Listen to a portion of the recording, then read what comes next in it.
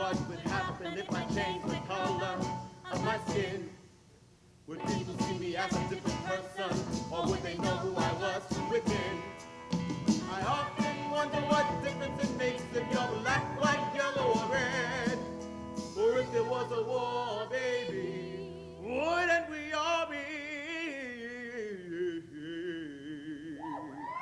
dead?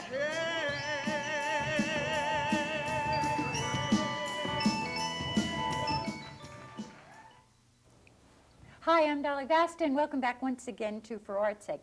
What you just saw was a piece of a brand new touring show called How I Survive High School. And this show has been touring the tri-state area, and I have with me today the director-producer, Michael Taubenslag, and his father, Elliot Taubenslag, who is the author. Welcome. Hi, Dolly. Hi, Dolly. Oh, thank you. Good. Question. How did the two of you ever begin this collaboration, father-son? With child abuse. That's wonderful. That's what we started with. I love it already. Very honestly, I had done a high school production. I experimented with my students, and I used a lot of the ideas and concepts that had come to me in 36 years of teaching. I wrote some of the lyrics, some students wrote some lyrics, I wrote monologues, and I created situations for the students. Michael came to see the show under duress, and he was very surprised. He loved it. I love the idea. Loved the idea, and he didn't like my lyrics. He thought they were horrible, but he just loved the whole concept and some of the monologues.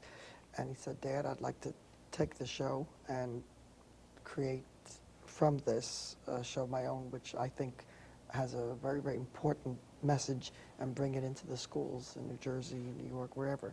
And that's how it got started. So you pick it up from there, Michael. So what I liked about the show, I thought it was real, and it was very true to life. And when I saw his production, it had a cast of 60, and I took his idea and I reworked it with a cast of 6. I auditioned in New York. About 200 people came to audition, and I chose 6. And we improvised the entire show based on all his ideas, and we came up with a finished product. And we were very well received in New York. And then I took it on tour to Middlesex County College, and then I said, hey, you know, why didn't I start taking it around to high schools? And that's what I'm doing this year. And it's, I've been shocked how overwhelmed it's been received. Well, we have some wonderful pieces that we taped, and I want to get the name of the school right, at the David Brearley Regional High School Correct. in Kenilworth. Yes.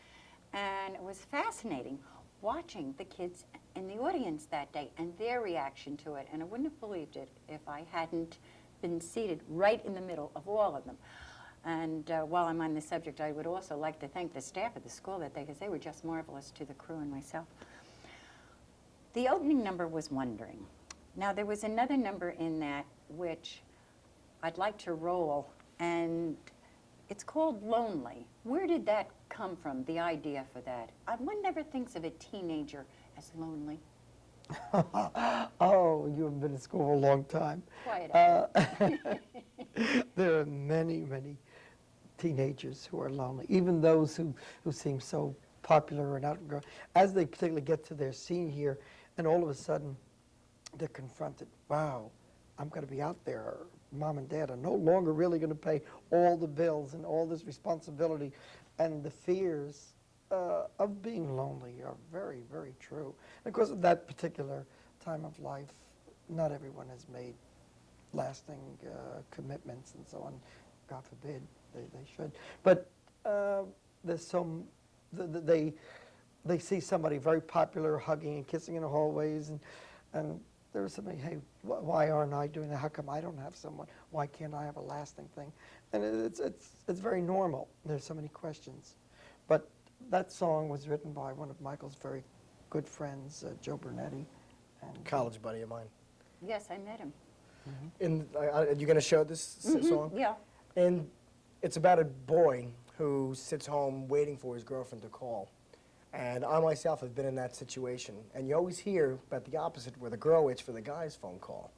And I wanted to say, well, we do it too. And guys do it too. And this is the guy's feeling. And a lot of times, the fellow doing this fellow singing the song is a good-looking fellow, and the girls go crazy over him. And I have a problem in the schools where the girls scream, ah! Yes, we have And that. half the time they don't even get to hear the fellow sing. It's wonderful. But I've been very lucky with this cast. They have all the fabulous voices, and he's very talented. Why don't we take a look at it? Okay. Writing myself to sleep, feelings run too deep.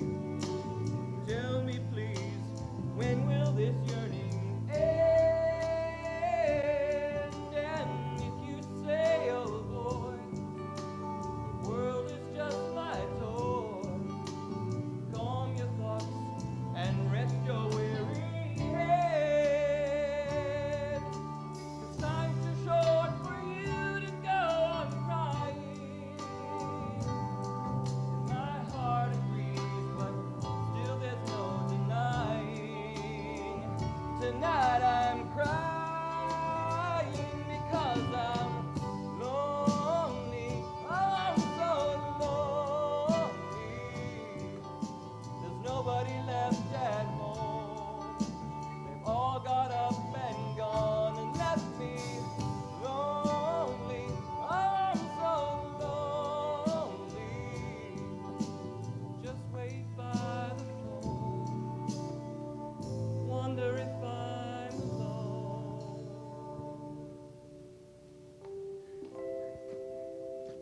Or hey, are you lonely? Could you be lonely? Are you waiting by the phone? Have they all got up and gone and left you lonely?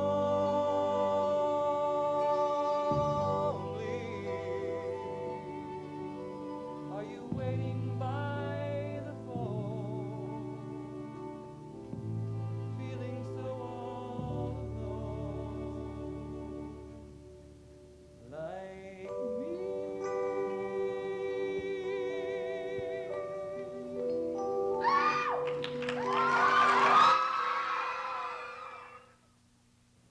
That really evoked, that was really funny, some response from the females in that audience. I know I had the earphones on that day, and that one shriek really, that was rough.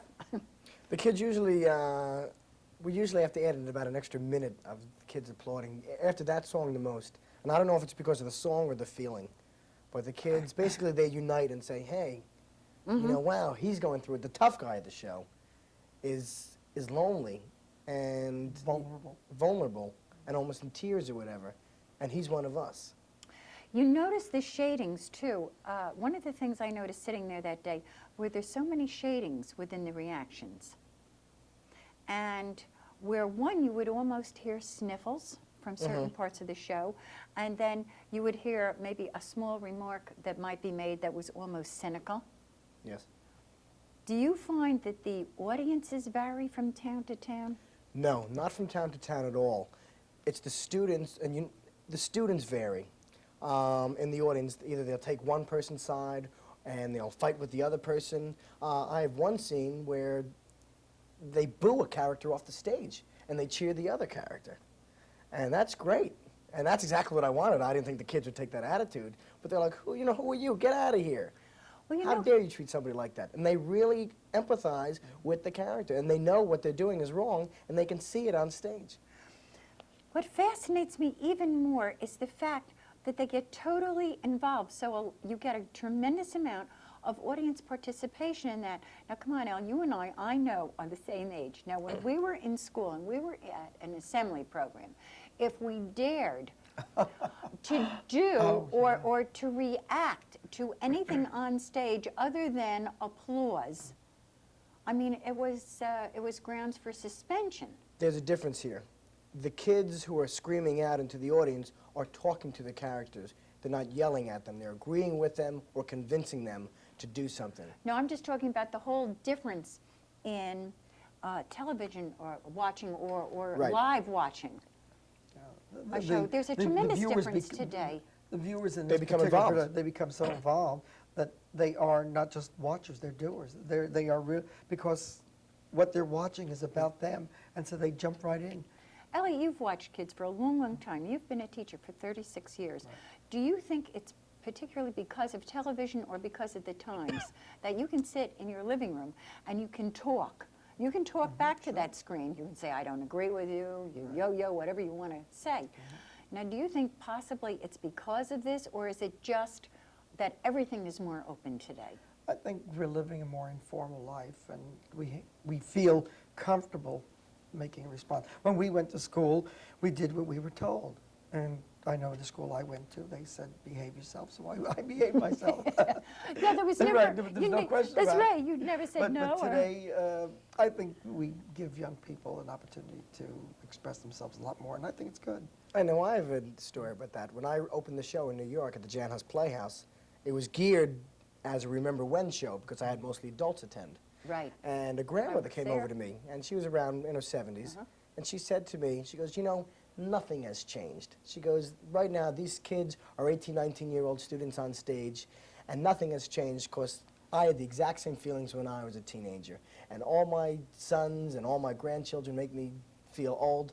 Nothing has changed at all. And she said to me, the only thing that has changed are the dress and the hairdos, and that's it. Oh, I don't think the thoughts have changed. I think we You're thought talking about the inside. response, right. It's just that we weren't allowed to do. When it had an off-Broadway run, the show was called How I Survived High School. Right. And then Mike changed it. However, we found, it was mostly adults who came to see the show. We were sold out almost every night. And we found the adults were doing the same thing that the kids did. The adults were getting involved and yelling and screaming and so on. Right. So that, it really works. And it's the gut. Now you have a number in the show that is very close to my heart. It's called junk food. Now a lot of this show is heavier subjects. I mean, you're doing a lot of messages. Right. And some wonderful messages. And I call it a saying, touching musical comedy. a touching musical comedy? Yes, that's what and I call it the is. show. It is. It does touch everyone who watches it. It's My very- message behind the show is laugh at yourself. You may think you're alone, but you're not.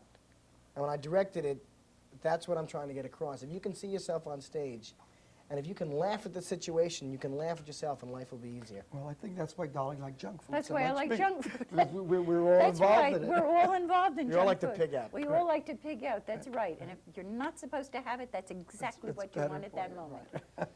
Let's take a look. Sure. Let's enjoy. I'm getting sick of health foods. I've had all that I can take. I really need potato chips, French fries, and chocolate cake. I admit it, I'm addicted to junk food. I know I'd rather a healthy lunch, but I'd rather have a cola and a Nestle Crunch to clear a path when I'm searching for junk food. I can smell a bag of famous from 50 feet away. Don't bother me with calorie counting, not while my need for a Snickers is mounting. Save your diet for another day. pity me, I've got to have junk food. I'd really love to be all slim and slinky, but how can I pass up a Hostess Twinkie? Clear a path when I'm searching for junk food. If I spot a Dunkin' Donuts, you can't keep me away. How can I worry about my middle when there's one more piece of peanut brittle? Save your diet for another day. Mike, I was just thinking that all these young people are so tremendously talented. How many casts have you had? Since the opening in New York, this is my third cast. I've had to, either people have left to go on to bigger and better things, or I've had attitude problems where people haven't shown up on time. When I'm touring to schools, I can't afford people to be late. I have had to fire one person, and if her attitude wasn't in it, I want people who are gung-ho, which I have now. You certainly do. And one of my cast members, who was in this actual tour, she was wonderful. She was cast in the European production of Hair on 2 days' notice, and I called back an original girl, and I said, can you take over the role? She goes, I've never played these roles before. And I said, yeah, but you know the show, you'll be wonderful. And she goes, okay, and her first performance was a little rough, but then after that, she knew the choreography, which was a big load off our shoulders. Sure. And she really picked it up. Mike was quite lucky because she had also quite been nervous. on. She had been in the show, and then she was on tour in a national touring company. It's just that it always amazes me, and when I was in New York and I went to so many auditions, how many young people audition, and it's so sad sometimes. And they're all because- good. And they're all good. That's the worst part of the Oh, business for me. boy. Yeah. I hate turning people away. When I cast the show, for the tour, I'd say I had about 250 people come out to audition. About a good 150 were lousy. And then another 100 were fabulous, and then you have to cull decipher, and and then- it's very yeah, tough. yeah. And I hate saying thank you or no thank you or whatever, and it's very hard, because these people try so hard, and I don't like being in that chair. That's what happens when you're a producer / director, Michael. Right. All right, moving right along, there's a setup that I'd like you to set up, Elliot, for this next piece that we're going to be watching. Okay, a number of years ago, an incident happened to me that I never really shared with anyone except my wife. I told her about it. And I thought in preparing this that I would like to share this particular experience. It's a very personal thing that did happen. And it's a very moving experience, and it's a very sad experience, and it'll sort of explain itself. And I'll tell you what happened, how I got involved. It happened a few months ago. It was a Friday night at Shirley's party. We were having a lot of fun. There weren't like any real drinking or drugs or anything like that. It was just a lot of fun. I got home late. I got home real late. The next morning, my dad woke me. He said he was going to work, and I had to help my mom clean the house. I told him I would, and he went back to work. He went to work, and I went back to sleep. A few minutes later, I heard this vacuum, and then my mom was calling me. I said, "For Christ's sake, Ma, leave me alone. I will do the housework when I get up." I slammed the door, and I went back to sleep. I woke up about 11 o'clock. Mr. Murphy, the vacuum was still going. I went downstairs. My mom was on the floor. I couldn't wake her, man. I called the police, I called the ambulance, I called my dad. It was too late. She was dead. Later, they told me she was dead for about 2 hours when I had found her. She was calling me to save her, and I slammed the door and went back to sleep. I killed my own mother.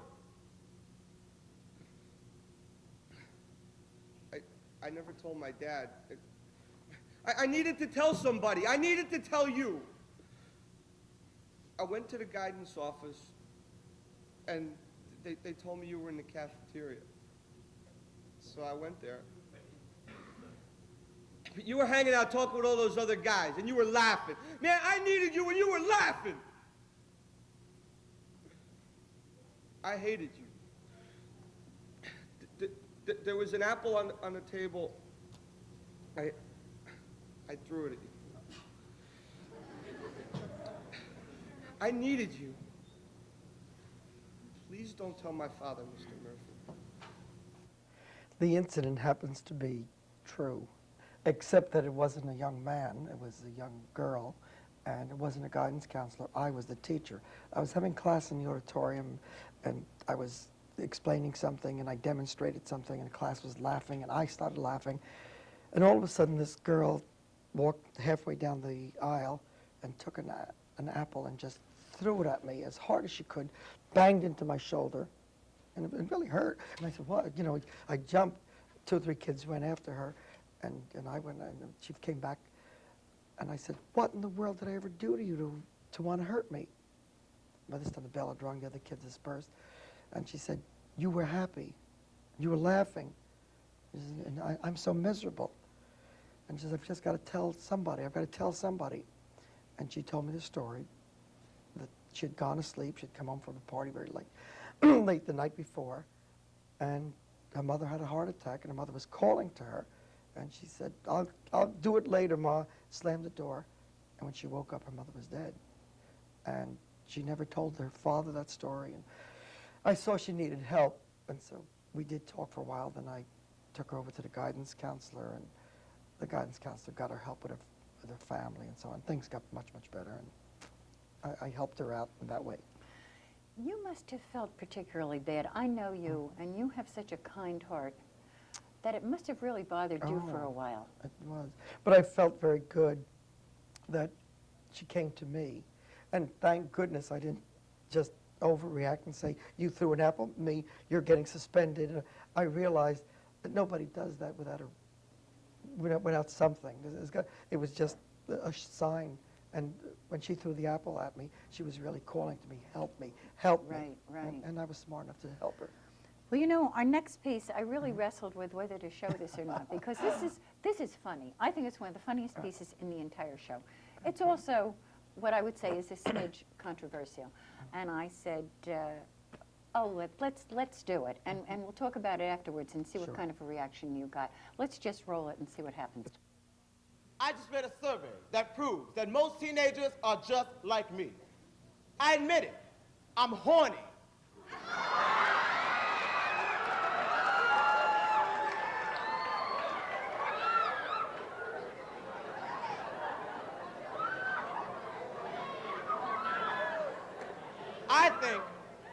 I think I was born horny. Now, when I was a little kid, my grandmother lived with us.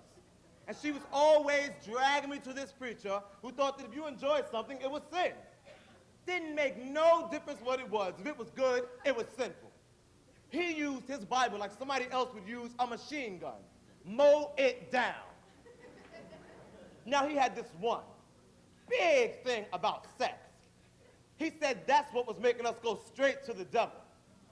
He said that's all we young folks was thinking about. Now, I said to myself, he can't be talking about me because I don't even know what he's talking about. But everybody around me was agreeing with this man and shouting things like, I confess I'm a sinner. I won't do it no more. And everybody else was screaming, amen and hallelujah and clapping their hands. Well, I wanted to shout out something too. Then he yelled, and which of you young people spend your time playing with yourselves?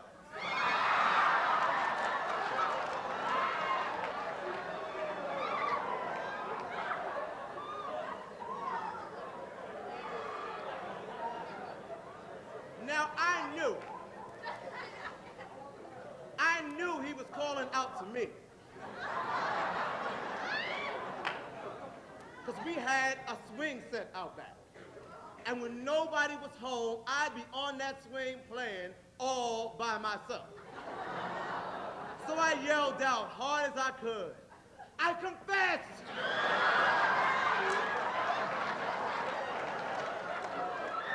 I do it!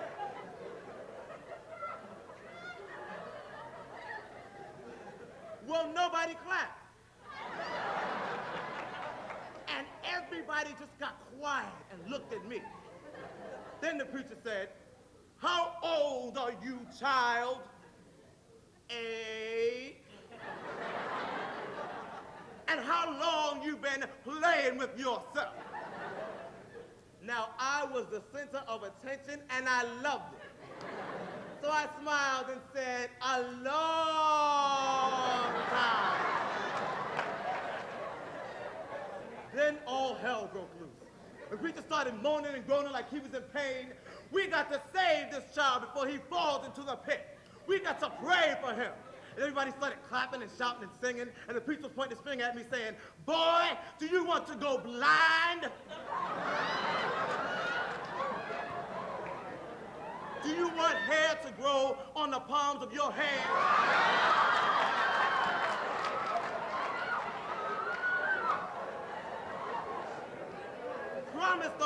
Promise the Lord you will change your ways.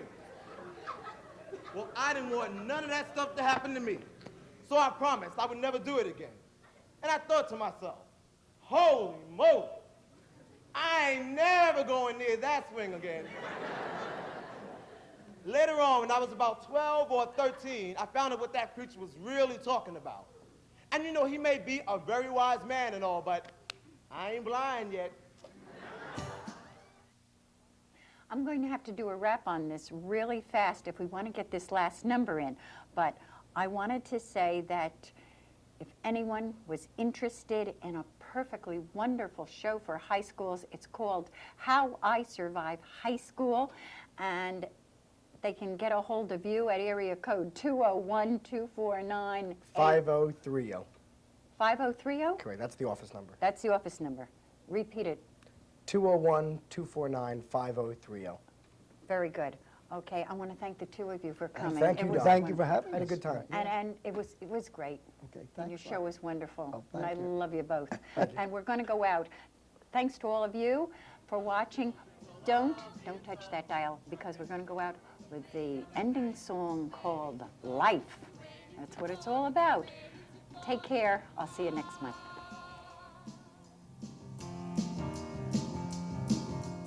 Feel the earth tremble below. Feel the winds of fate as they shriek and they blow. Well, it's a long way down, and there's a lot of time to go. But if we resist now, at the end we will surely win. Oh,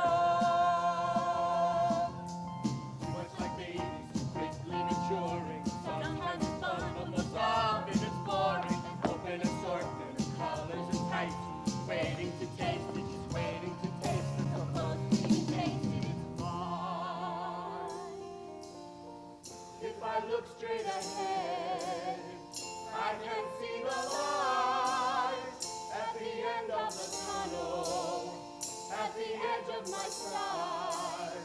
If I run to it now, if I hurry to see, must I still leave behind the empty shell that was me?